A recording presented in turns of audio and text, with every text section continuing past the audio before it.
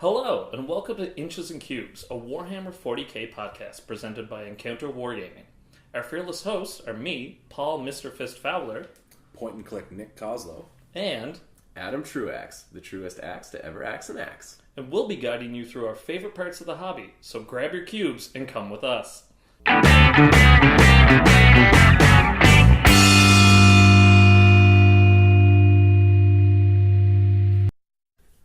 Welcome to episode 7 of Inches and Cubes. We are so excited for this. We are going to get down and dirty with the state of the Imperium today.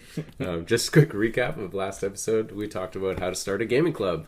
And so if you're interested in that, or you have a bunch of friends and it's just kind of a ragtag group right now, you could actually turn it into something bigger than it is right now and have a lot of fun with it. So check out that episode. But today, it's all about why are we fighting? What's going on? And let's set the scene. So that's our main topic. But let's, as we always do, talk about hobby progress and games played. So what did everybody do this week? I don't know. What do you want to talk about first? I didn't play any games. I saw Nick get demolished. You watched it? Oh my god. Yeah, he was there for that. That was not fun. I've seen autopsies that were like more pleasant to watch. That wasn't fun. I didn't really do a lot of hobby stuff this week either. Oh, hobby stuff. I built the entirety of the Dark Imperium Primaris Marines. Yeah, slap me some stuff. Oh no, you guys were busy building your, I don't know, Chad Marines. Chad Marines, yeah. That box goes together really nicely. Last episode I said that the sprues did not make any sense. They make some sense, but As you're cutting out, you realize they're actually kind of grouped close together. on the same sprue. Swallowing my gum so you don't hear me chewing on camera. Camera? Yeah, it actually goes together really nicely. And I was able to do a couple of shoulder pad swaps just to get a little bit more character in on these guys. Because one lieutenant has an eagle on his leg, and then the other one's really kind of bare. Mm-hmm. So I actually finished painting him, and I put him next to 5 regular Marines, and I was like, "What's the difference?" Yeah, so that's why I got in there. I swapped out a helmet with a couple of Forge World helmets. Yeah, I saw you put the Blood Angels one on there. It looks really good. Yeah, man, those Blood Angel, like that Forge World Blood Angel kit works with every loyal Space Marine chapter. All you have to do is shave off 2 or 3 blood drops on the eye, or you can leave them there. They're tears now. Tears, yeah. It's tattooed tears. Not blood. Yeah. So that box went together really nicely, and I'll be painting those up this week, maybe. Have you started painting at all yet? No, I haven't, because it's been kind of bad priming weather. Yeah, it's been because Paul's a priming diva. I'm not a priming diva. It's just that we don't all have airbrushes in our apartments. I have to go outside and do this stuff, and the last thing I want is to be putting down one coat of beige and then coming back over with my yellow and then noticing that it looks like pebbles or sand. No, that would be not fun. Because I tried doing that. I started my Imperial Fists in the winter, and I went outside my apartment and I primed them, and they looked so powdery that I just had to strip. Ugh, the first squad that I built. So I've fully assembled mine as well, and I just kind of have them standing on sprues so I can airbrush them and stuff. But I've finished. Short of decals, I've finished 5 of them and 1 of the lieutenants. So I'm pretty excited about that. Too fast. Yeah, you're welcome. I'm actually almost done 10 more. And are you working on any commissions right now? No, not right now. That would be why. That's right. Yeah. So we gave you a lot of crap about painting Luna Wolves. Yeah. There might be a way that we can get around that for you. Okay. Yeah. And you'll hear about it later in this podcast. Yeah, sweet. Did you play any games? I didn't play 0 games. I played 0 games. That's it. Nick, you've got a stare into the middle distance like something bad happened to you. Yeah, I still got post-traumatic stress disorder from that game. Oh man, I played Imperial Guard for the first time in the new edition, and it was just over by turn 2.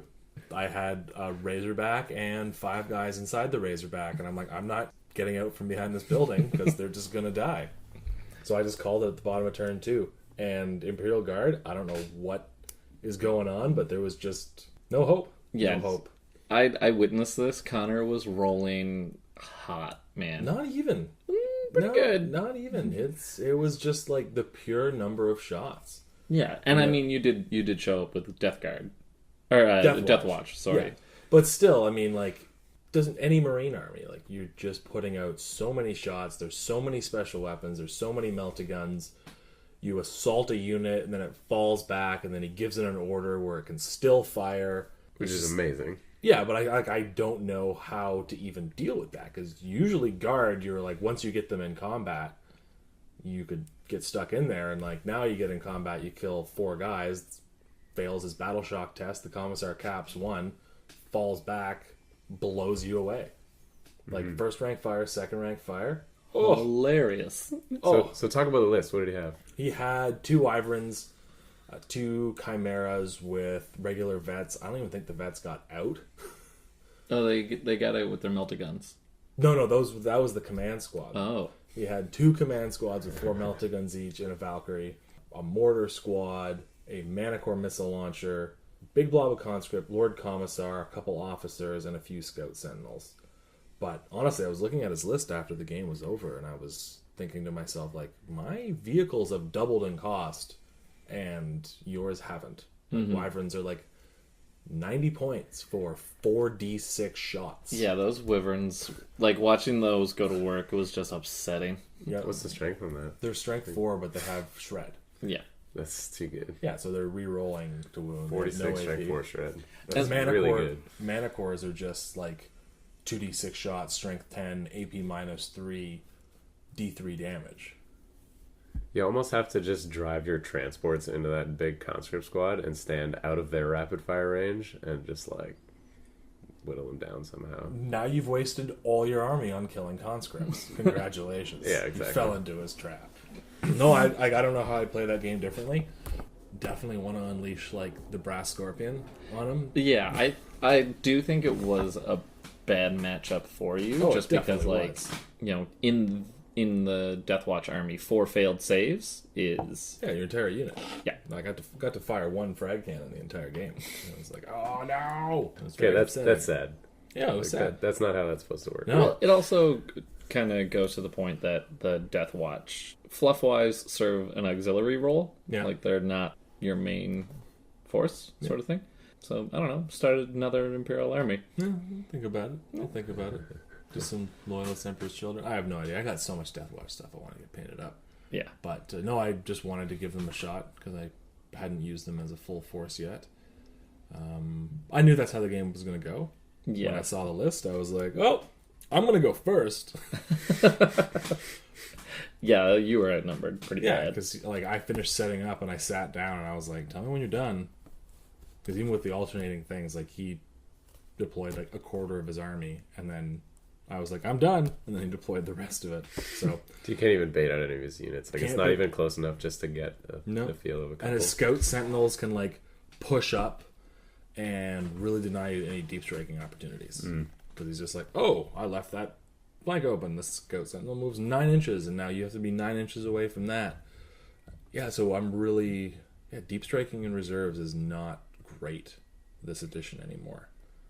Because I realized too that I was playing drop pods wrong in my last game. Because drop pods, you have to get out within 3 inches of the drop pods. You don't get to get out and move.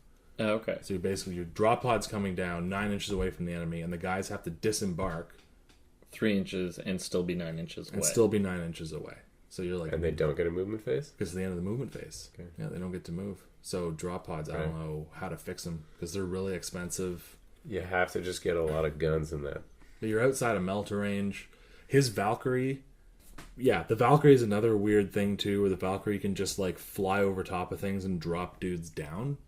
Mm-hmm. So you put melty guns in Valkyries, and the Valkyrie just takes off across the board and just drops melta bombs. Not literally melta bombs. But Yeah. squads of 5 guys with melta guns anywhere along its path. There's no scatter, and they can be 1 inch away from the enemy. Well, more than 1 inch. On a roll of 1, though, the model's removed. If the Valkyrie moves over 20 inches, and 20 inches is its maximum movement, so you just go, 20 inches. Wait, what?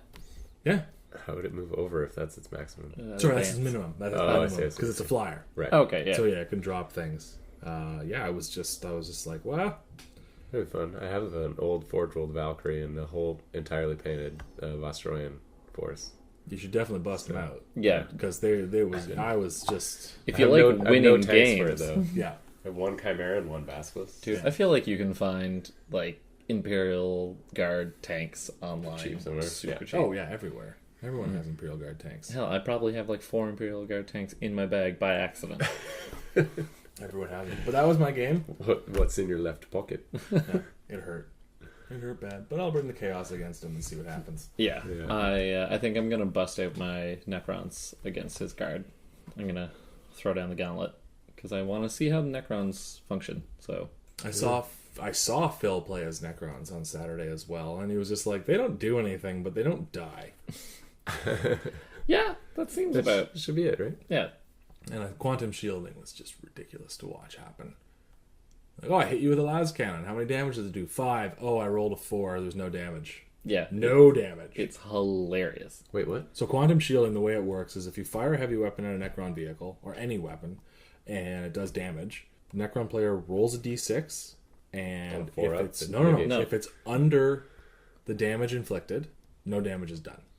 Under. So, okay. So, really high damage output weapons, it negates it pretty easily. So if you hit a Ghost Ark with a Reaper Chainsword from a Knight, Yeah, interesting.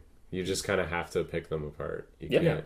But can you name any low damage, high strength weapons that can really hurt a vehicle? Auto You got to take it down with last guns. Yeah, las guns. Yeah, damage bolters. two weapons. Celestine's gonna get up there and beat it with her sword. Yeah, Yeah. damage 2 weapons would It's work. such a cool mechanic though. It really is. Because yeah. it's not like they're like most of their vehicles are like crazy high damage output. No, not at all. That's what I mean. Like Yeah. they just sit there and take it, and they don't really dish it out. But you can't kill them because Leo was just like, I took down like 15 warriors, and then I couldn't finish them off, and he used like command points to auto pass a morale check, and now they're all back.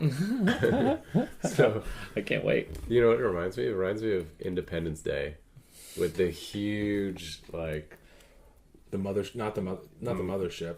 yeah, not the mothership, but you know, the original Independence Day. The is what I'm baby talking ship. about. Yeah. The baby ship. Yeah. And like all of the F-18s are flying around after it and just like shooting little missiles at it. And And, it's like, yeah, you're not really doing it. Yeah. The new Independence Day like has a better movie suggested in it because like, have you seen this? As a I divert. can't bring myself to watch. It's Independence Day Resurgence, right? Yeah. I've So watched them both. yeah, And they didn't get Will Smith. no, well he died. Yeah, in training something like that's how they write him out. They got Goldblum back though. They did. But here's the thing: they're like, you know, most of the world has like dealt with all the aliens that crashed, except like a bunch in, I don't know what country. It's in Africa, and like there's just these specialized alien hunters, but they don't show that. Like that's the movie I would want to see, where it's like, all right, so we have the Independence Day aliens in the jungle, and a multinational force has to go in and dig them out. Yeah. That movie is, one, it's Predator. 2, it's awesome. Like it's a digression. This is not the Inches and Cubes movie review corner, but or maybe We review a movie every time. yeah. Yeah, So briefly, but there it is. Always hoping for the Warhammer 40k movie. Yeah. Oh. And then besides games played, we all got our Forge World indexes, yes, which is kind of cool. One standout that I really really like is the Cerberus neutron beam laser. You just made that up. No. There's like the Sikaran Venator and the Cerberus both have it, and because vehicles have leadership now, there are anti-tank weapons that you roll 3d6 and compare it to the vehicle's leadership, Why not? and it does auto damage. But the Chaos Like one, mortal wounds or? no, just damage. Oh, okay. Yeah, and So then I can still save it? yeah, you can still save it, but it's like -5. Oh, okay. And then it's like 5 damage. yeah. The Grav Flux Bombard on the Leviathan made me really happy. Like I forget how many wounds it does, but if it's a Titanic, if it has the keyword for Titanic, vehicle, or monster, it just does a straight 5 wounds. Yeah, there's some, And there's it's some like- good stuff in there. Yeah, it's just such a mean gun. That should be. That's kind of how they wanted the grab weapons to work in 7th edition. Which is like the better your armor, the better this gun is against you. Yeah. It's like if you're a big tank, this thing's just gonna It's such a cool visual of just like a tank. folding in on itself. Yeah, or just like big invisible wrens, just like brook. Yeah. But yeah, that's it for game played and hobby progress. It's been a lazy week. Yeah. Yeah. Easy. All right. Well, let's take a short break and go into our main topic.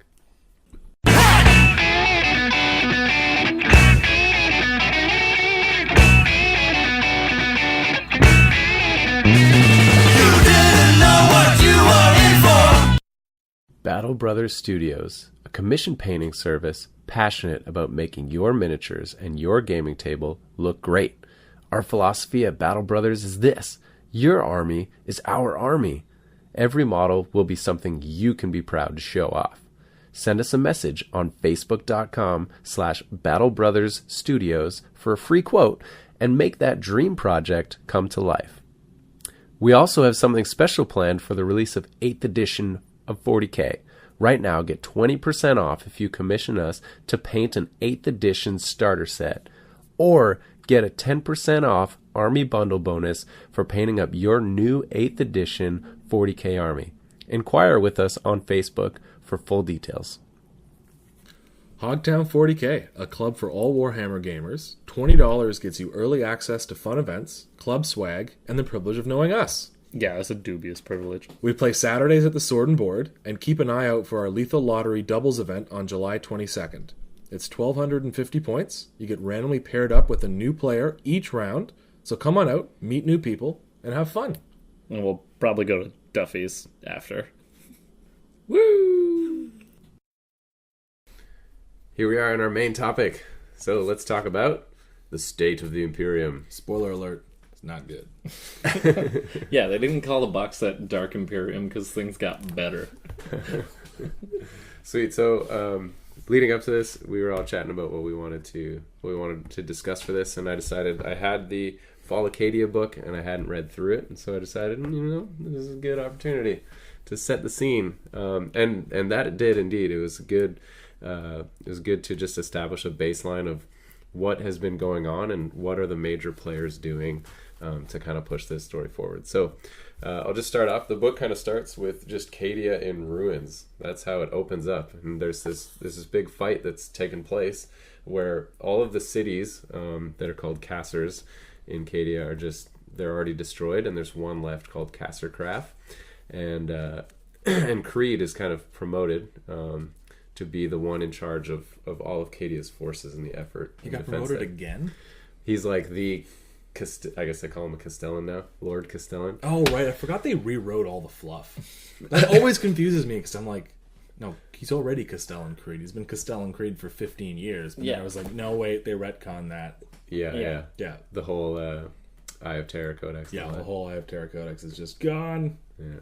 But not forgotten. But maybe forgotten. It's forgotten. They want you to forget. It's like Men in Black. Anyway, so because of this, Creed knows that the final assault on Cadia is coming, and the ships of the 13th Black Crusade are coming in, and so they like patch together this beacon, and they start like using anybody who's a psyker, because like they'd had no more astropaths to like try and send out this message for help. And everyone's like, we're gonna run out eventually. This is probably a really bad idea because we could use these psychers for other things. Is there a worse fate in 40K than like being born a psyker? Like, probably not, because either a bunch of like bald women in gold armor come into the sky and try to put you in their weird dune ships, or you're fed to an uncaring corpse god that lights the way through space, or a demon takes over your mind, or the Imperial Guard finds you and now you're like shooting mine bullets at orcs. Like, it's the worst hand you can be dealt. It is. There's a little thing in the main rulebook about it too. It's just like, just being a dude with psychic powers is just the worst hand to be dealt. It says a deadly evolution. And yeah, it pretty much just sums up exactly what you were talking about. It's the title. Some get to be reborn as a librarian. Yeah, I doubt that very much.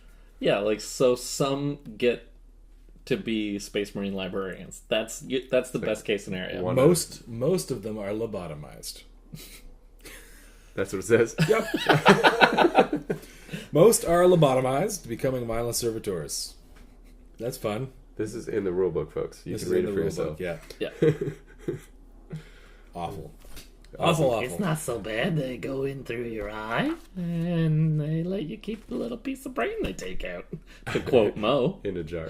Oh, yes, that's right. Good old Simpsons quote. So, Paul, you'd be interested in this. So the signal that Creed ends up getting out there through the death of all these psychers is actually picked up by Phalanx. Woo woo. And Phalanx had been under assault just outside of Terra by the Iron Warriors, and everything had been going wrong there. Like faces are popping out of the walls. That's where Bellicor gets the subtle knife and start carving through time. Yes. Yeah. That was a Golden Compass reference for anyone who's read that book. Because I remember I was listening to another podcast or another review of it, and it was just like, Bellicor just has a knife that can carve through dimensions, and you're like, yeah, That's literally what his sword does. yeah.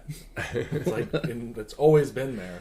But that was really cool because then I remember the Legion of the Damned also get involved. Yes. So the Phalanx ends up like blowing off the 10th of the ship that got infested by Chaos or whatever. Yeah, and like all the Chaos demons start to like fade away because Chaos is like, we're not entertained by this. There's Yeah. stuff going over on Cadia. We're Yeah. gonna watch that instead. Bellicor, you failed. And actually, their whole goal, it says it in the Fall of Cadia book, is like they want to one-up Abaddon. Bellicor and this commander of the Iron Warriors. You're going to take Cadia? I'm going to blow up the Phalanx. Yeah, Like Cadia's still cooler, Yeah. dude. yeah. That's a cooler story. I'm going to make my own crusade. So Blackjack and hookers. in deciding how they're gonna react to this whole thing, they blow off a 10th of the ship, and they decide, okay, if this gets overrun, we don't want it to get taken over by Chaos with it right above Terra. That's really bad. So they take off, and as they're getting further away from Earth, they pick up this signal, and the Imperial Fists are like, you know what? Let's go help them. Mm-hmm. Right? And so the what do we call them? The Legion of the Damned that you mentioned, they show up to kind of help fend off this Chaos attack. And normally they disappear after that, but at the end of it, they're just kind of standing there, and all the Imperial Fists are like, so what are these dudes doing here?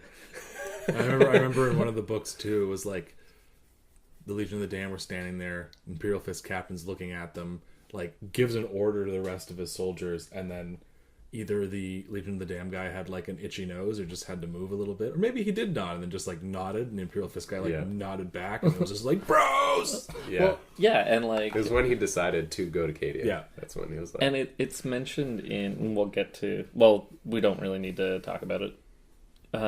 It's mentioned in the Dark Imperium book that the sightings of the Death Guard are just becoming more and more numerous. Legion of the Damned? Yeah, sorry. I'm gonna keep doing that. Yeah, it's that they're just like popping up all over the place. Huh. So it kind of leads to that like bit of fluff that it's like they pop up where they're needed most, and in this most darkest of times, We clearly need them. yeah.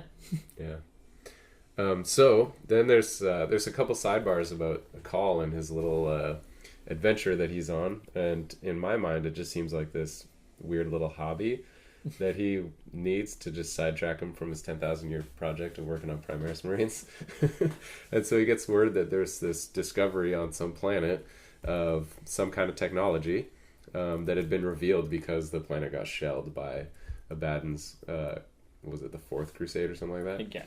Yeah. And so he goes over there, he starts investigating it, and then some crazy big mech dude is also interested, and so the orcs show up, and there's this fight between Call and the orcs, and they're just holding them off, and Call gets super frustrated, and he's like, you know what, let's just blow this giant hole that we've made to like dig deeper into the crust to find these things, and we'll come back later, but at least the orcs won't have it. And right when he makes the decision to leave the planet, a Shadow Seer shows up, and is like, you need to keep digging. And like, Have I done too many drugs?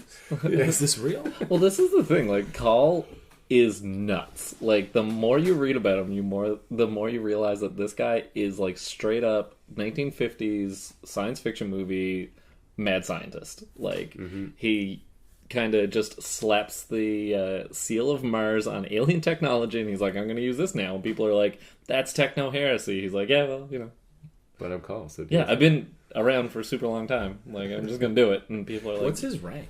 well, at the end, we'll get to it. Okay.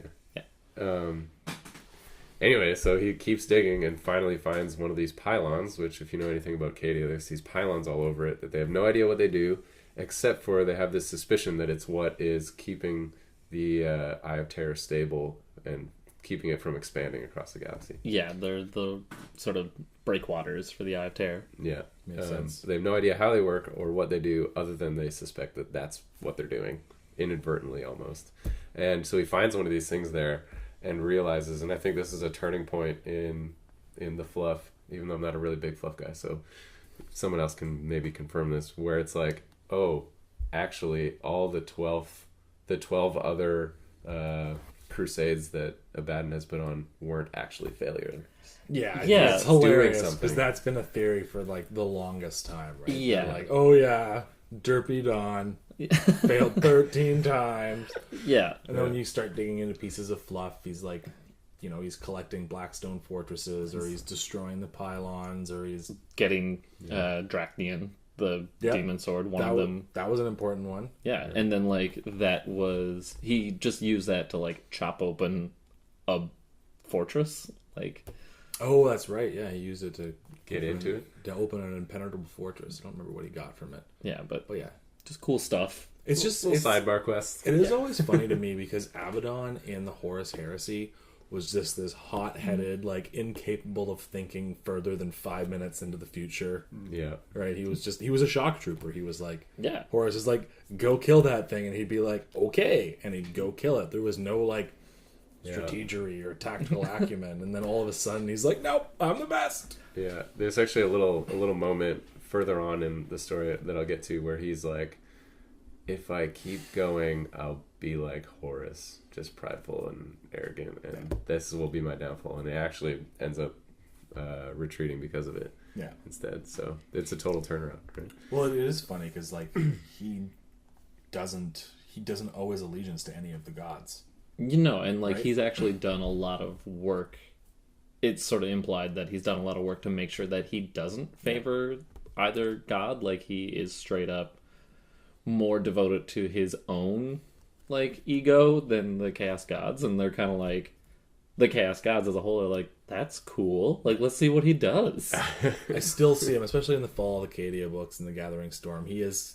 They didn't really write a lot of depth to him. He No. is more like I'm the mad villain who has a plan. Oh no, it's gone astray. I have no backup plan. Yeah, like I feel like he's more like Darth Vader in the Yeah. where it's just like, you're the bad guy, you wear all black. Yeah. There's not a lot of depth to him. No, and they're like, there could be a ton. Oh, what's his motivation? Skulls. I'm looking at a picture of him right now. He seems, Skulls? yeah, Yeah. loves. And a dope top knot. They have to remake that model. Yeah, that When top. Chaos gets a new codex, he They better be better. the main man center stage with a sexy new model. I can't believe they didn't release a triumvirate of chaos or something, because I'm like, why is Cypher in the one with Gilliman? It didn't, right? Like, it doesn't make sense. Like, a new Be'lakor, Abaddon, and Cypher would have been a really cool. Or a new Be'lakor, Cypher, and a new Be'lakor, Abaddon, and Fabius would be great. Oh, yeah. Fabius would be cool. Yeah, a new Fabulous Bill. We need that. Mm-hmm. I almost want to ask what's he up to these days, but that would totally rabbit trail us. So I won't. Anyway, so Call hurries off to Cadia and gets there and starts working on this little machine to start blasting at the Eye of Terror. That'll eventually start shrinking it. Abaddon doesn't want that to happen, so he decides that he will personally go down and lead the charge. There's a neat little scene when you talk about death. He's like, who's going to do this? Like, who's going to be my next guy to make this all happen? And eventually he decides he's just going to do it himself. And, So that's zero depth. That's like a total Darth Vader move. yeah, Like, exactly. oh, I can't trust any of you to do the job. That's Yeah. right. Yeah. So, Which, like, super bad idea. You're like the main bad guy in this universe. Don't go anywhere personally if you don't have to. well, No. but it leads to this sweet scene where all the main players are in one room. Celestine's there. Abaddon's there. Creed is there. Greyfax is there after she got popped out of the Pokeball by Trazen, who's standing there up on a rock in a corner watching it all happen. My favorite. Troll Lord. Was it Trazen who, like, got that machine working, too? Yes. Yeah, because like I Yes. remember reading a bit of the fluff where it was just like, oh, and then the Imperial Guard technicians came back and they're like, there's alien technology plugged into this machine that we've been using, Yeah. and somehow it's working now. All the dudes are dead in the room, and they're like, huh. but the big assaults have started happening, so they're like, this can wait. It's working. Yay! That's what I love about Trazen. Every time he pops up in the fluff, he becomes my favorite Necron character. And like, there's a little call out in Fall of Cadia where he's like, I don't know what I'm doing. Like, I don't know what I'm going to do 1 minute to the next. Yeah. Someone pulled that circuit out of my brain. Well, he's actually in that, like, they're all fighting, and he's standing off to the side in this little rock. Literally, and the debate is like, this is history happening right here. Which piece of it do I want to keep forever? And he's like debating who he's going to stick into his Pokeball to keep. That's all he's doing. Like, it's the best. Who does he take? I don't know. Creed! Does he? Okay. Yeah. Oh, it is Creed. I didn't quite get through the last few pages. So. Yeah, he ends up stealing Creed. Yeah, that's right. It's just the best. So what happens after Acadia? Yeah. Okay. So to wrap this all up, the null shield that like prevents the Blackstone Fortress from totally destroying Acadia eventually fails. The beam is going off, shrinking the eye, and then it stops shrinking the eye, and the eye just starts rapidly expanding. And Abaddon has this fancy idea to take the Blackstone Fortress that I can't remember exactly how they stopped it. It was probably the Phalanx that stopped it. And they just push it into the planet with their ships, and that cracks Cadia in half, and all craziness is accomplished. So read through that and see if you have an army that you like to play, like one of your heroes will be in there somewhere, and so check it out, because that'll help fuel your interest for playing in 8th edition. But you can't play Cadians anymore because they're all dead, right? There's tons of uniforms. I just, people on the internet like, can I play Cadians now that Cadia's gone? It's like, Yeah, man. Yeah. There's some ships that survived with entire regiments on it and whatever, right? Yeah. So feeding off of what Adam said, the eye expanding creates this thing that is just a giant warp tear across half of the galaxy. There's a great map in here that shows like the segmentum solar and then just a bunch of purple. And it's called the Circatrix or Cicatrix? Cicatrix? It's Latin. Remember we talked? Yeah, there's no soft C's. Yeah. Cicatrix maledictum. And it like spreads all the way from the Eye of Terror all the way to the Tau Empire. Yeah, so it's just cutting off like the Ghoul Stars, the Eastern Fringes, and also the Halo Stars. So like it separates the Milky Way right down the middle. Yeah. Like I think Ball is on the other side, so the Blood Angels don't know what's going on. And the crazy thing about this warp tear is that it completely blocks the Astronomicon. Yeah. So it's funny you mentioned Ball. So they are, Blood Angels are severely under strength after the effects of the after the results of that Exterminatus campaign, the one where they team up with the Necrons. Do you remember that one?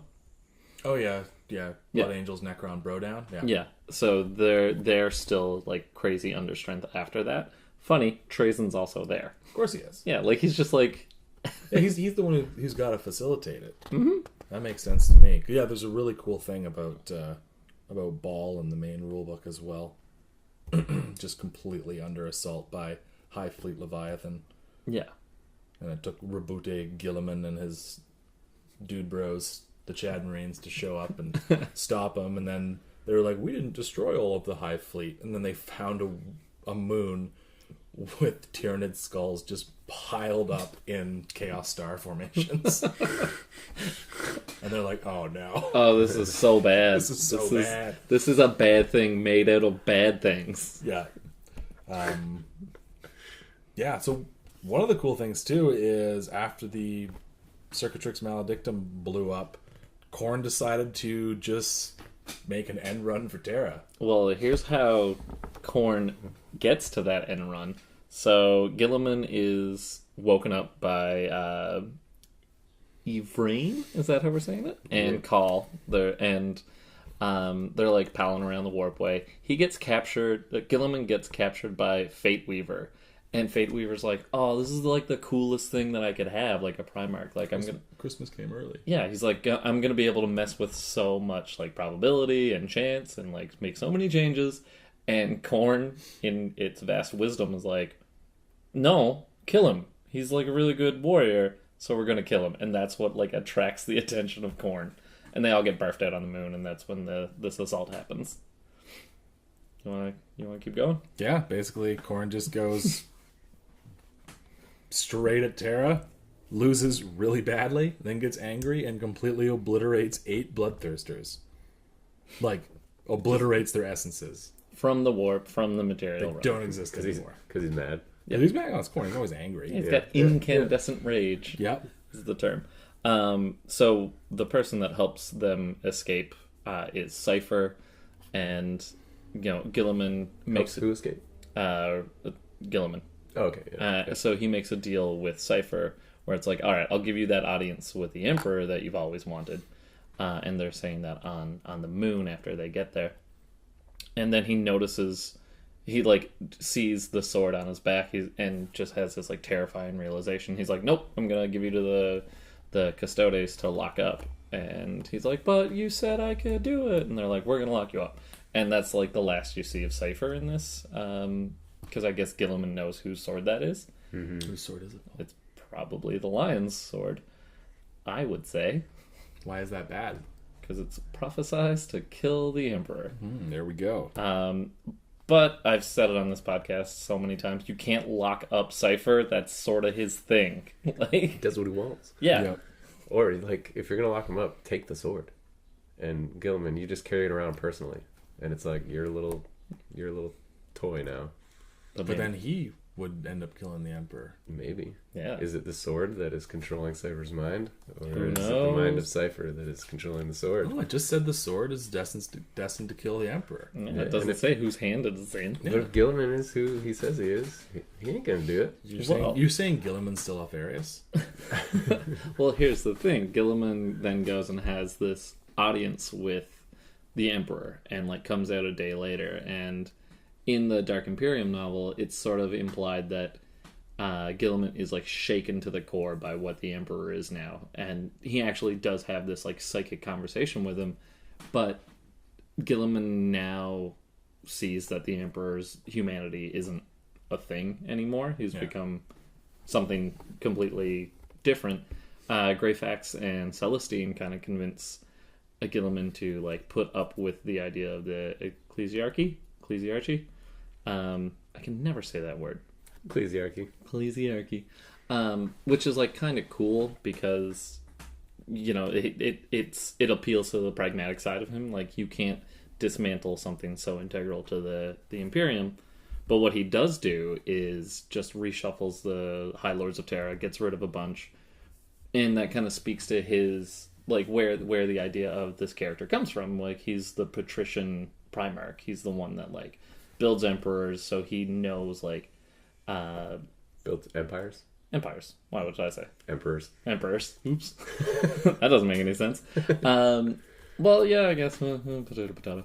But yeah, he reshuffles the High Lords because he is so good at like the craft of diplomacy, and he is a meritocratical judge of character. So he doesn't like these fat cats getting all fat off of space taxes. And this is where the Chad Marines come in. Yeah, so it turns out that Call has been plugging away at these Marines for 10,000 years, and apparently it was a direct order from Gilliman before he was put into stasis by being wounded by Fulgrim. Fun fact, like after he's like woken up, you can kind of see all the attempts of the Gas Gods to take down Rabute, and the one that I like the most is the Fulgrim possesses a planetary dignitary who has this golden wreath that he like wants to give to Gilliman, because like there's so many pilgrims going to see essentially like this is like one of the saints being like, oh yeah, no, like he's down at Dundas Square, like you can go meet like somebody. And The Pope. Or whatever. You can go see a pope who's been dead for like 10,000 years. Right, yeah. And like this thing is cursed by Fulgrim to like make him see visions of like all his failures and everything coming to nothing. And it's just like Fulgrim's so mad that Gilliman's back. I love this idea that like it's a smack in the face to Fulgrim's honor. So he didn't kill him. He didn't finish the job. Exactly. So he's all boob snake out there, just doing, I don't know, being mad about it. And then the other way that Nurgle tries to like mitigate Gilliman's power right off the bat is creates this plague where people's eyes rot out, and it only affects Ultramar. And the only way to be cured is to be in his presence, like Gilliman's presence. So it's kind of like preying on his compassion, where it's like, well, if you just hang around, all of the population will still have eyes. And he's like, no, I have to leave. God, this isn't fair. Which is like such a trolly way for Nurgle to exist, and I kind of love that a lot. Is it one of those things where he can heal them, but if he leaves, then their eyes start pussing out again? I'm not sure. Oh, okay. You're like, my eyes have popped out 8 times. And they keep coming back. Well, I keep going for a run, and we're trying to figure out the range of this healing effect. So, after Terra's defended, then we get into... What do we get into now? It's Crusade of some kind. I was opening that up to you. You said you want to talk about it. Oh, it's the Indominus Crusade. And the thing that I really want to talk about is the Primaris Marines and kind of how they're organized. And some are seconded out to understrength chapters right away. But there is this huge force called the Unnumbered Sons of the Primarchs. And this is warriors from every genetic lineage, all the loyalist Primarchs. And it's mixed, because Gilliman was like, well, I saw what happened in the Heresy. We had too many people divided along their genetic lines. That's not a good idea. We do better when we're all working together. So these Unnumbered Sons have their old emblems. They're dressed in the legionary colors. But there's just this like gray chevron over the chapter symbols, and they all fight together. That's so cool. Right? And often they're just referred to as the Gray Shields. Again, mixed gene seed, and as the Indominus Crusade goes on, their numbers are getting whittled down like so much. Like sometimes they're fighting at Legion strength, sometimes they're just tiny kill teams or something the size of like 2 chapters. And then after the Battle of Roykos, or Raukos, however you want to pronounce it, big battle against chaos. You can look it up on Lexicanium if you like.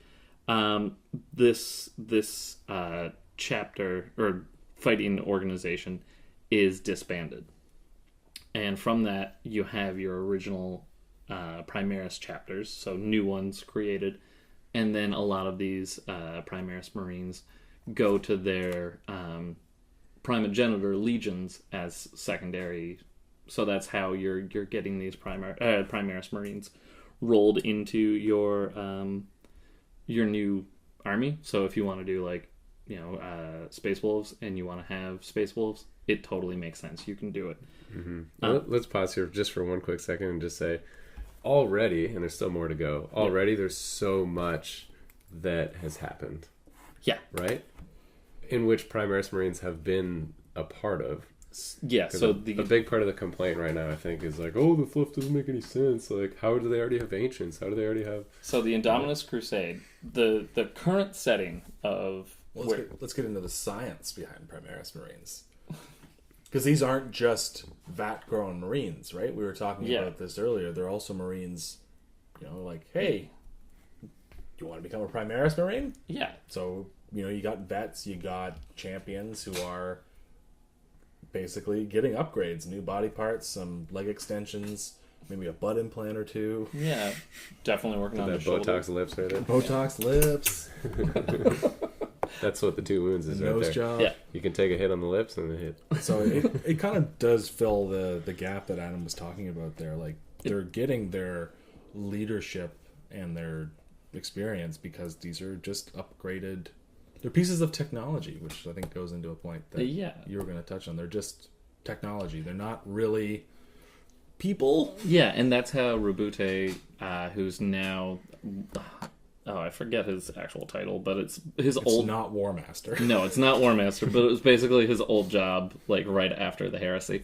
And he views them as tools, kind of the way that the Emperor saw the Primarchs.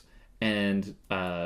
to go back to the conversation that the Emperor and Rabute had, Rabute now understands the relationship between the Emperor and the Primarchs. Like, he's under no illusions that he is not essentially a construct that was made for war. Yeah. And I think that, like, really... He thought he would be returning home as, like, a prodigal son, and instead it's just, like, a favored tool that is rediscovered. So he's like, well, I guess I'm just going to do what I was made for. Like, that's upsetting. But talking about how these Primaris Marines were drawn from all of the legions, Call is trying to make the argument to make Traitor Marine Primarises. So Good idea. I fully support this idea. they have the gene seed, and it's been mentioned in Fluff since, like, ages infinitum, that he's just like, yeah, no, the science wasn't wrong, like, the idea wasn't wrong, it was just the Primarchs that were... Primarchs were the problem. Yeah, and Gilliman's, like, not having it. Erebus. Yeah. Dude, that guy. I hate that guy. It's the worst. But Call is just like, I want to do it, and Rabute's like, don't do it. But he's also like, there's a pretty good chance that Call's just going to go ahead and do it, and I got to deal with that. Like, It becomes clearer as, like, they have interactions that Call is nuts and does not listen to anybody. Like, he's just going to do what he likes, and he wants to be made Fabricator General, but Rabute is just like, you're too crazy. Yeah. Like, I can't let you do it. One, he was considered radical 10,000 years previous when the Mechanicum was doing way more whacked out stuff than they do right now. Yeah. So he's just like, like, that'll cause a civil war. So this Indominus Crusade, talking about, like, where we're getting these battle-hardened warriors, that's 100 years. And it's since been another couple of centuries since the Indominus... another couple of decades since the Indominus Crusade. So that's where we are in the Fluff right now. Yeah. And there's so much, time has gone by. And there's so much cool stuff going on. One of my favorite bits here is the stand at Armageddon. And Armageddon's just been, like, such a focal point for Warhammer 40,000 since, like, the battle... You guys remember the Battle of Big Tooth River? Mm-hmm. With all the Praetorians? With all the Praetorians, and that was on Armageddon. Yep. Yeah. So it's been around since 2nd edition. It's a huge... I remember that book, when that book came out in 3rd edition. Yeah, Speed Freaks. It was amazing. Speed Freak army. So, like, first Chaos invaded Armageddon, then was pushed back. Then the Imperium either deported or killed everybody on the planet and completely resettled it. Well, it used to be Ulanor, or Ulanor. That's right. Like, forgot about yeah, that. And then the AdMech transported the planet to a different system because wiggly-fingered technology. Do you remember Ulanor? That's like where the Primarchs fought with the Emperor, right? And then the Emperor took off after that. That's when Horus saved the Emperor's life from the war boss that was 30 feet tall. That's a tall war boss. So that was when the Imperium... They don't grow them like they used to. Back in, like, the Great Crusade, broke, like, the biggest orc warband and basically turned the orcs into what they are now, which is just useless anarchic fighters. Yeah, so then there's, like, the Beast Arises series where there's a bigger orc, and... but... Should have seen Paul's eyes on that. But Ulanor, that was where, like, I remember it was the opening of the Heresy books. Like, that was the first Horus Heresy novel, like Horus Rising. The first scene is on that planet, and they're talking about how the AdMech basically flattened the entire planet and turned it into one smooth ball, and just built one building. And you're like, there's millions of Imperial troops on this planet. Where exactly are they staying? Well, they flattened it to make it one giant parade square. Yep. So that they could, the Emperor could, like, they basically do their farewell, and the War Master Horus gets appointed War Master, and then they take off. So Armageddon's been a part of it. There's a little thing in the rulebook here about Armageddon. So after the Heresy, Khorne invaded Armageddon. I think, like, most of the Grey Knight chapter sacrificed themselves to banish Angron back to the warp for, like, 1,000 years. Yeah. Yeah, there's, like, something about them bathing themselves in, like, sacrosanct blood of... That's a different one. Oh, okay. That didn't happen. That got retconned, too. Yeah, it's probably best. Yeah. But then it's really known as the Orcs versus the Imperial Guard hive fighting. That's where we got Shadow War Armageddon, right? So you've got a planet that's cut off, from both reinforcements for the orcs, and orcs just repopulate because they're Yeah. fungus. But there's just when the Hellstorm Great Rift thingamabob comes up, demons just start assaulting the planet again in the middle of a war between orcs and the Imperium. And there's just a funny little sentence in here. It's like, so desperate were the defenders that orcs and humans fought alongside each other against the greater threat. Like, can you just picture, just like, hey, Ludus, covering fire. Yeah. We need to take that position. I don't know if it would go exactly like that. I'd maybe. like to think, I'd like to think in my heart of hearts. Yeah. But it's, yeah. Okay. But essentially, then the Primaris Marines show up, like, banish Khorne and a lot of the other demons back. But then half of Armageddon turns into a demon planet. Yeah, it's bad, guys. Yeah. Like, it's Bad. yeah. They call it Dark Imperium for a reason. Yeah. So continuing on.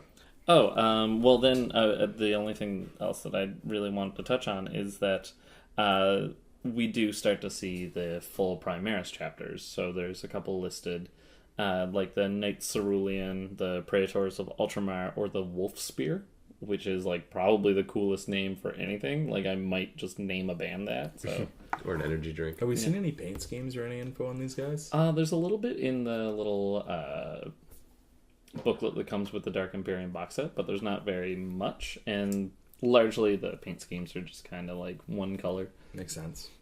Mm-hmm.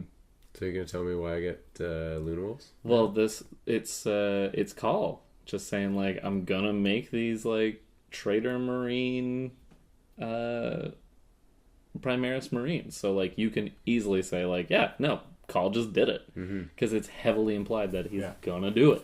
But you can only place Primaris Marines. You can't use your other Marines. And Primaris Marines don't fit in Fire Raptors or Mastodons, so you can't use either of those either. I would say they fit. I would let you fit one in a Mastodon. Yeah, just one. But just one. Yeah. Just one. There's There's another thing in the book here that set the internet on fire. That's such an annoying thing. Have you seen the actual? Yeah, I think you're gonna pull it up here. Yeah, I'm gonna. Did someone? So there's a little thing in here where it's like terror retaliates, and it talks about how in order to like fight back against chaos, you know, the Adeptus Custodes and a whole bunch of other dudes get together and they like go forward, because initially the Indominus Crusade wasn't supported by the Adeptus Custodes, right? Yeah. Yeah, so this is where they enter the fight with the Sisters of Silence, and underneath it is a paragraph that's been redacted, and all you can see is the Master of Mankind dead. And it is, I can't find it, but basically it's this like really annoying. So what people discovered with the electronic version is that you can just highlight the text. So the way this is formulated is like everything that's blacked out is It's actually written. It's a background image, and it's just like the Custodes would defend to the like The death, those who would see the Emperor dead. Like, it's just such a dumb. And they did that on purpose. Oh, 100%. You know they left the Master of Mankind dead there on purpose just Yeah. to give us a little internet. Like, that's Juice. so funny. It's so trolly. I love how people got around that though. No, yeah, just Well, no one got around it. Games Workshop needs a better EPUB publisher, because it's probably somebody just like scrolling through and being like, wait, I can read that now. yep. Yeah. And even just the way that image is there, looking at it, it's like, dude, couldn't you have done a better Sharpie job? Well, that's on purpose. Like, it's like, what administratum official actually uses a Sharpie? I would say all of them, judging by the Just a little servitor with just fingers full of Sharpies and they just redact things. yeah. Yeah, sure, why not? So who are the Primaris Marines fighting against? Everybody, just everybody. What's the narrative behind the box set? So we got a new box set called Dark Imperium. You see, Nick is trying to do one of those things where he's leading me to a point that I made earlier when we weren't recording. So after the Battle of Rakos, it becomes apparent that the Ultramar Ultramar is under attack, and it's the Death Guard doing it. So this is where there's a pretty good chance that we're going to be seeing a Mortarion model. We've all but confirmed that, and this is the fluff behind the Dark Imperium box set, because Gilliman sort of left 10 chapters in the Ultramar sector, 8 Primaris chapters and 2 regular chapters, which is crazy. And this is my favorite part about this guy. If he's an empire builder, he can't even help himself. He's keeping it all to himself, right? He's busting it out. Yeah. He's not ashamed of Imperium Secundus from the Heresy, where he started his. He's like, oh, we can't contact the Emperor. Let's assume he's dead and make our own empire. No, let's assume he's dead and make sure that the empire survives. But yeah, so that's where the fluff is right now, where it's the Primaris Ultramarines fighting against the Death Guard in the Ultramar section. I really sector. gotta wonder how much of an inferiority complex the regular chapters and Space Marines have now that the Primaris Marines are around. It's gotta be bad. Yeah. See, I had this kind of emotional realization the other night where I just posted on our group discussion for the club, guys, I have a problem. What's your problem, Adam?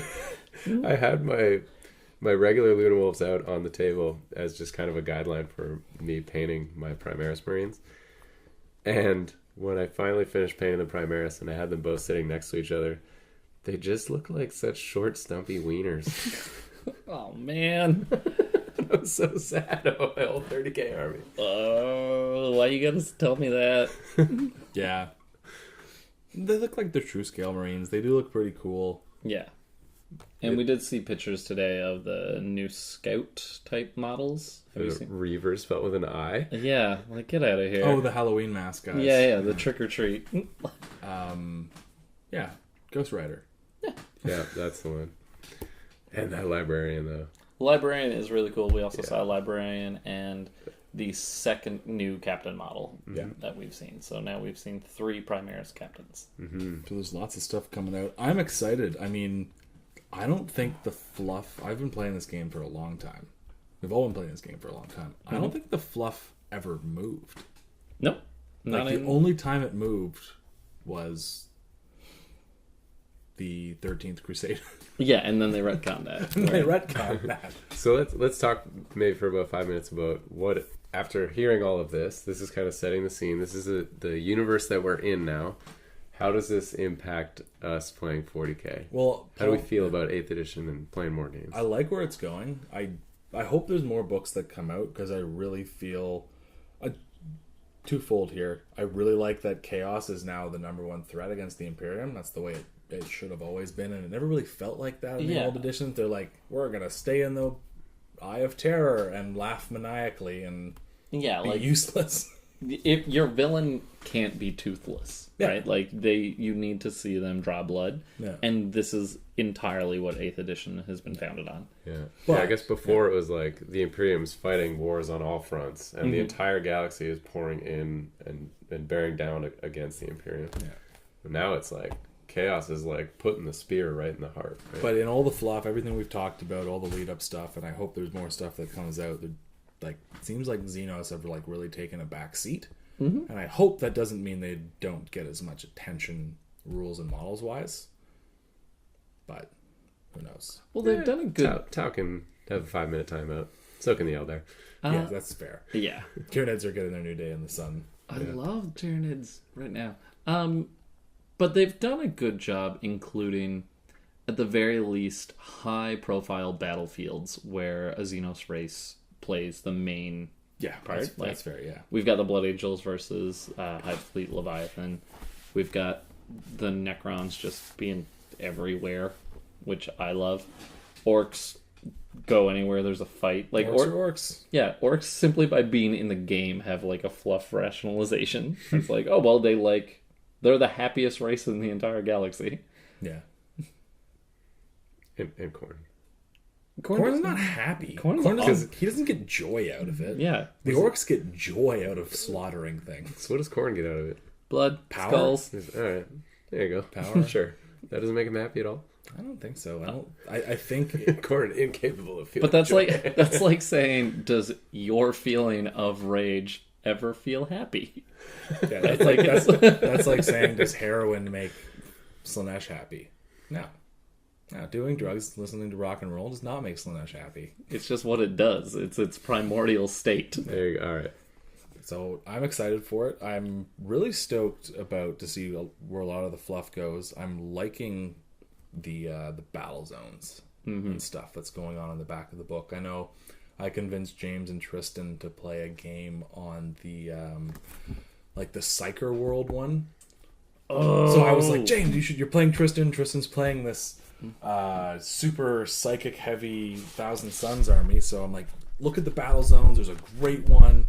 It's called something to do with Psyker stuff. Good, man. It is. James told Thanks me. for being prepared. Could be less specific. I got it. So it's called Psychic Maelstrom. Basically, Psychers add +2 to their psychic and deny the witch tests. Oh, nice. Psychers can manifest 1 extra power in the psychic phase. Tristan must have been happy about that. But Okay. Oh, this is what I like. Feed it to me. the mortal peril. If you roll any double for a psychic test, you suffer a terror of the warp attack. Ooh, not of perils. And this includes everything like, this is what happened to Tristan's Warlord, apparently. The Psyker suffers 6 mortal wounds. You roll a d6. It's kind of like the old chart. If they are slain by this, your opponent may place a Chaos Spawn model under their control where the Psyker was standing. So apparently Tristan's Warlord just discombobulated. Yeah. And James is like, haha, I get the Chaos Spawn now. That's so rude. It's amazing. Yeah. And then if you roll a 6, it's your Psyker has a strength characteristic of 10 and an invulnerable save of 2 up until your next psychic phase. That's dirty. So But just that's only if it doesn't kill him. No, that's you got to roll a d6, so you get your. Oh, okay, Yeah, okay, so okay. there's no perils of the warp. You roll on this table instead. So there's a bunch of cool stuff here, but battle zones I think are going to give a great opportunity to like really get that fluffy feel back into the game. Yeah, I wouldn't mind playing a battle zone. No, we'll figure some stuff out. We got some Cities of Death.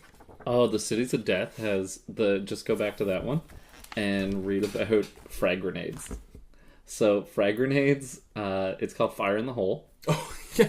And when you throw them into a building, they don't do D6, they just hit everybody. They do 6 damage. Jeez. They do 6 damage. So Frag grenades. Yeah. Fire in the hole! They do 6 damage? They No, do sorry, 6 sorry. wounds. 6 hits. 6 hits, We're just totally wrong on every count here. But we're right on our enthusiasm. That's but true. just the idea of like... That's the funniest to me. Well, also, Hey, it's that's how we solve our conscript problem. grenades. Yeah. Yeah, I mean, all you need is 6 units throwing grenades. Huh? Yeah. Oh, God, I gotta play that guard army and figure out how to kill it. Good luck. Oh, man. I'm still hurting from that. I know. Connor, if you're listening to this, and I know you are, I'm coming for you. Also, Paul's favorites in here. Death from the skies, that's the stupidest thing. It's just weaponized rock, paper, scissors. I haven't even looked at it yet because we're still. It's different than what it was. It is. It would have to be, because that is... Can you It's imagine... so bad. Can you imagine having to go to your boss who said, design a game based on flyers, and you came up with rock, paper, scissors? Yeah. Sounds like fun to me. So Did someone get fired for that? I hope so. I hope so. Out of a cannon into the sun.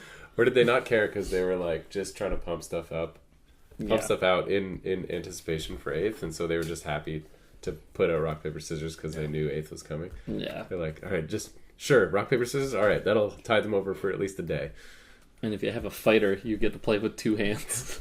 Or maybe they're like, put it out, it'll make 8th edition seem that much better. It's true. It's started to get that way. I like at Astro. Remember, they're like, okay, we found a way to deal with the dogfight phase.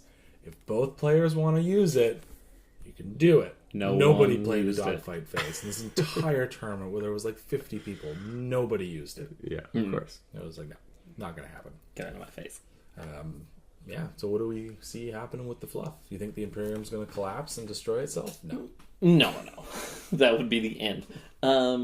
I do think you're going to see more fracturing, though. Or, at the very least, justification for more fracturing. Like turn into more like tribal.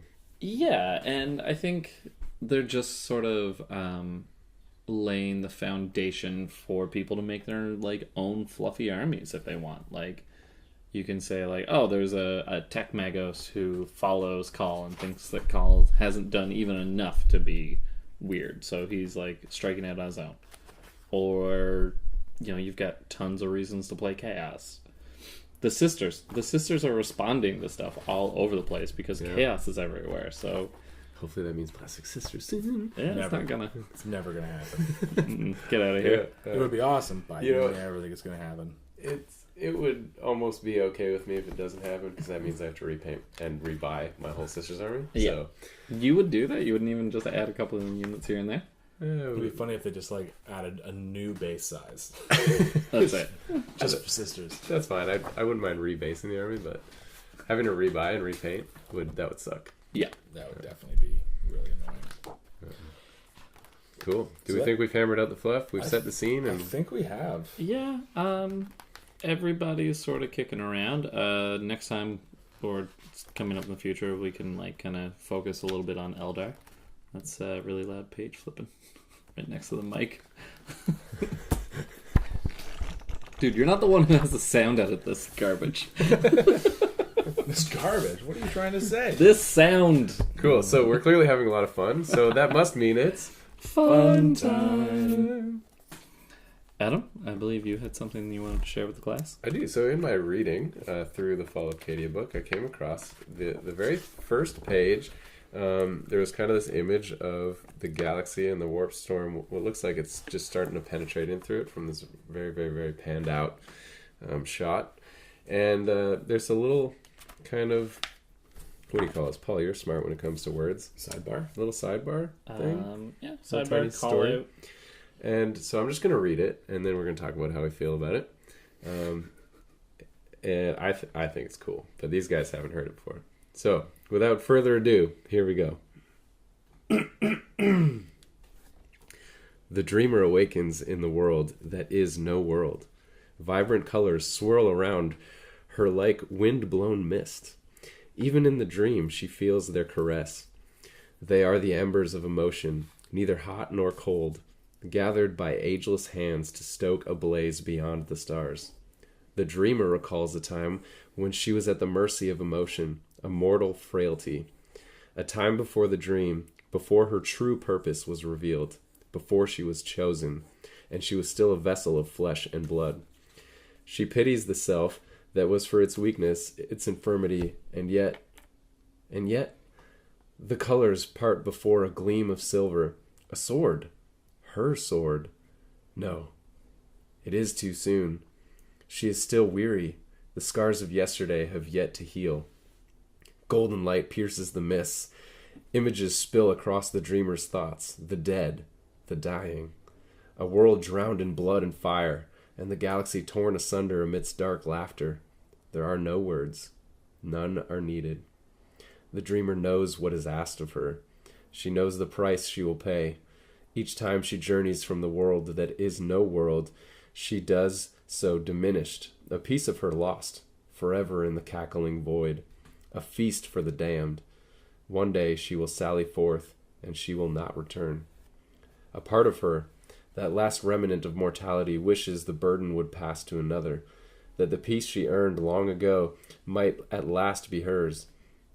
But if she does not shoulder this responsibility, then who will? The dreamer knows there is no other. She is alone. The first and last of a grand design never realized. The fading fragment of a dream that will never be. She knows better than any that the only failure, worse than defeat, is not to fight at all. The golden light enfolds her. The dreamer's hand closes around the sword. Elusive memory returns, and her strength with it. Her weariness recedes, washed away by renewed purpose. The mists billow and ebb. The dreamer lingers upon the threshold of the world that is no world. Already its color have grown muted and drab. Part of her fades alongside. The price of duty, the price of faith. But it no longer matters. The decision is made. There can never be rest for one such as she. If this is to be her last battlefield, then the dreamer will face it unflinching. With a final whispered prayer, the dreamer hurls herself from the void and into the crucible of war. Dope. That's like... One, it sounds like lyrics from a song of Burning Man. That's true. Yeah, the dreamer. But it's just... That's like such a grim, dark idea of like immortality, where it's like, there's a finite amount of your soul left. Yeah, just a piece of it gets left behind. Well, I think there's a little bit in there too where Greyfax sees Celestine for the first time and is like, yeah, you're a heretic. Yeah, you hang out in the warp an awful lot. Yeah. Or like, is it the warp? Are you, don't know. or have you ever been a member of the warp? Well, I like the thing about like the grand design not realized. Like, it kind of goes to that theory that humans having like psychic abilities was what the Emperor was kind of trying to make sure happened in a safe way, like in a way that just didn't devolve into like the entire race eating itself somehow. Well, I think he still does, right? Because we talked about it earlier. The amount of effort that goes into like rounding up psychers, Yeah, and basically destroying them as a separate species of humans. Yeah, it's curious because I know we learn in the Horus Heresy book, right, that like if Horus had won, then humanity would have destroyed itself and saved the galaxy from chaos. So maybe that's what they meant. Maybe humanity would have become this omnipotent psychic race that just blipped itself out of existence. that's good enough. I'm sad now. That was depressing, Adam. It's crazy, right? Because You like, said this was fun. she like doesn't want this, you know, and it's kind of that like Lone Ranger type thing. Like, you know, you just have to do what you have to do. Yeah, it's kind of a... In a world of like, you know, martyrs and sacrifice, it personalizes that in a way that you don't see. Because it's like really easy for us to be like, this entire planet was given over to the blood gods. But you rarely see like, yeah, no, this is just hard for me. Like, this sucks. Yeah. Like, yeah. The countless millions that are actually, like, every single one still has a story.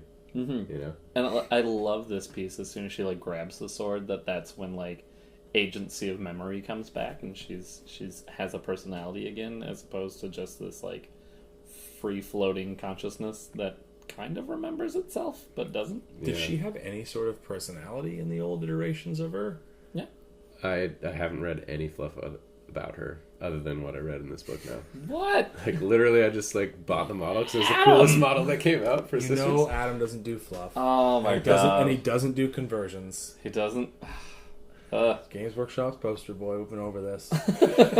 Games Workshop, like, literally was like, we're a fluff and model machine. We don't do games, but I just love painting the models and playing games. Yep. Fair. So, maybe tell me about it. I don't remember it all offhand. She we could probably bring it up. Just pause that recording real quick. No, for real. Pause it. Alright, so we're going to pretend I'm going to edit this.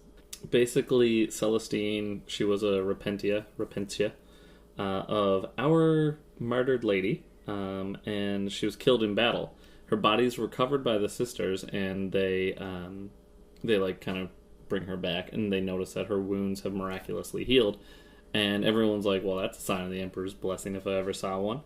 And, you know, because they're not superstitious at all, they're like, all right, seeing how you died and you came back, essentially, you're in charge now. So, which seems like you would want to at least, like, a day off. Like, I fall out of bed and I call in sick to work.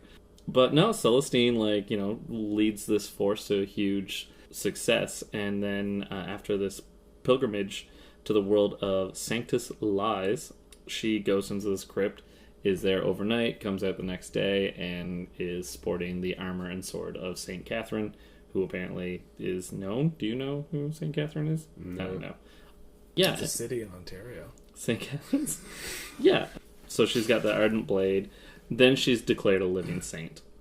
I think it's St. Katrine Katrine? instead of Catherine. No, it was a TH. TH? Oh, okay. Yeah. Yeah, and basically then she gets nuked on Forax by a traitorous guy who's given himself the title War Master. Then they, like, you know, kill this guy. That's when she starts showing up. So, like, everyone thought that she was killed on Forax, but instead she's now, like, popping up all over the place, like the Legion of the Damned, sort of, which makes, like, some people think that she's the Emperor's version of a greater demon, or she's not real. But then we have this piece of fluff that you just mentioned, where it's like, no, she's clearly based on something. Like, and she's on a mission. Yeah, she knows what she has to do. There's something resolute about that. I dig it. I guess that wraps up today. Stay tuned for next episode when we talk about who knows what. Yeah, you got any ideas, guys? Like, out there in podcast land?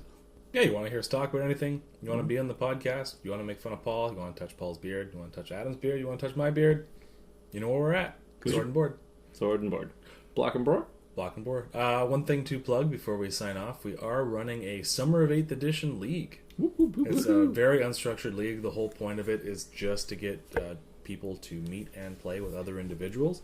We launched it this morning, today being the 26th of June, and we already have 16 people signed up for the league. That's really nice. And then on July 22nd as well, we are doing our Lethal Lottery doubles, which filled up in a day, and we've already had to add an additional table. So lots of stuff going on. Once again, if you guys out there want to join the club, run an event, holler at us. We'd be more than happy to figure out some way to get it done, because it truly is the Summer of 8th Edition, and we're all super stoked for it. Mm-hmm. I'm really pumped. I'm definitely pumped. Again, Connor, if you can hear me, I'm calling you out, son. He's going to blow you. I know it's going to be so bad. Next episode is going to be like, I was wrong. Yeah. So I'm going to go to bed, because I'm exhausted. It is currently 5:45. I'm still tired. Actually, no, I got to go sell the Death Guard parts of my Dark Imperium box. I'm meeting the guy to do that. It was fascinating for our listeners. Yeah. We'll just cut this off now. Bye, everybody. Goodbye. Bye, guys. This has been and will remain Paul Mr. Fist Fowler. Point and click, Nick. And Adam Truax, the truest axe to ever axe an axe. And thanks for joining us. And check back again soon for some more 40k goodness. And remember, it's just inches and cubes.